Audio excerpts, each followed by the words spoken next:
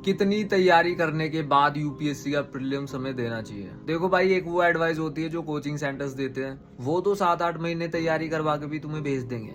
अभी मैं तुम्हें रियलिटी बताने वाला हूँ, फकत बताने वाला हूँ। हो सकता है तुम्हें लगे डिमोटिवेट कर रहे हैं सैम भैया, तो मैं वार्निंग दे रहा हूँ, अभी चले जाओ। ठीक है, बाद में बैंड हो कमेंट सेक्शन में सैम भैया डिमोटिवेट करने हट। मैंने कुछ कोचिंग वालों की वीडियो देखी, वो बोल रहे हैं कि प्री में पूरी जान लगा दो, मेंस की टेंशन मत लो, एक बार प्री हो जाए मेंस हम करवा देंगे, हम करवाएंगे रगड़ के, आंसर राइटिंग नहीं की कोई दिक्कत नहीं है, हम करवा देंगे, प्री निकाल लो बस एक बार। लेट मी टेल यू मेरे भाई, ये तुम्हें लूप में फंसा देंगे, गंदे वाले लूप में फंसा देंगे। ठीक है, इस टाइप की आइडियोलॉजी पे तुम चलोगे ना, हो सकता है तुम्हारा प्री क्लियर हो जाए, और फिर तुम इनके पास जाओगे, सर प्री क्लियर होगा मेंस करवाओ, ये बोलेंगे आ जाओ हमारे कोर्स में बैठ जाओ, और फिर तुम्हें बैठना ही पड़ेगा, कोई और ऑप्शन है नहीं, क्योंकि मेंस के लिए तुमने घंटा कुछ नहीं किया। इनकी सुन के तुम प्री के नशे में पूरा साल घूमते रहे और निकाल के बैठे वहां पे। तो मेरे भाई मैं अभी बता रहा हूँ, इनके हिसाब से अगर तुम गए और प्री के बाद तुम मेंस की तैयारी करते हो, तुम जब स्टार्टिंग के 50 आंसर लिख रहे होगे ना, हजारों एस्पिरेंट्स होंगे जो 1,500-2,000 आंसर लिख के बैठे वहां पे।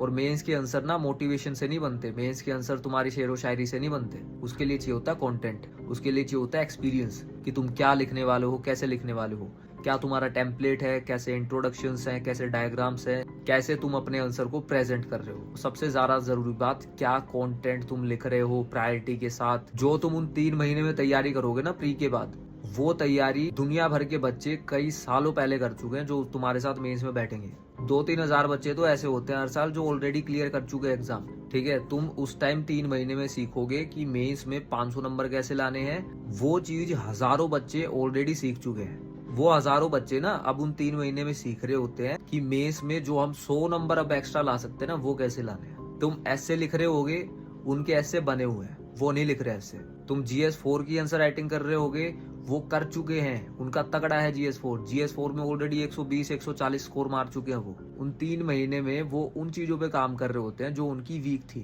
जहाँ पे उनके 90 मार्क्स आए और उन्हें लग रहा है कि अब 130 लेके जाने में।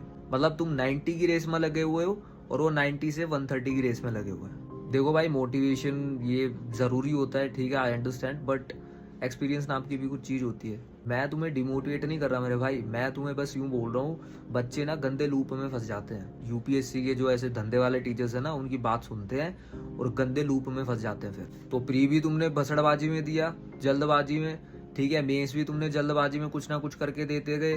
फिर तुम वेट करोगे कि कब मेंस का रिजल्ट आएगा, तुम्हें पता चले मार्कशीट देख के कि हाँ भाई हमारी ये कमी थी, इस सब्जेक्ट में कम मार्क्स आए तो उस पर हम ज्यादा एफर्ट्स दें। और जब वो मार्कशीट आएगी ना, उस टाइम प्री दोबारा सर पे आ चुका होगा मेरे भाई। फिर तुम दोबारा प्री में घुसोगे, ठीक है, फिर दोबारा तुम भागम भाग में मेंस की तैयारी करोगे। तो मेरे भाई, अगर तुम्हें खाली प्री निकालना है, तुम चाहे 6 महीने तैयारी करो, 8 महीने 10 महीने तैयारी करो, कोई दिक्कत नहीं है भाई, हो सकता हो जाए। 70-75 कट ऑफ जा रही है स्टैटिक पार्ट पे, तुम जान लगा दो, हो सकता हो जाए।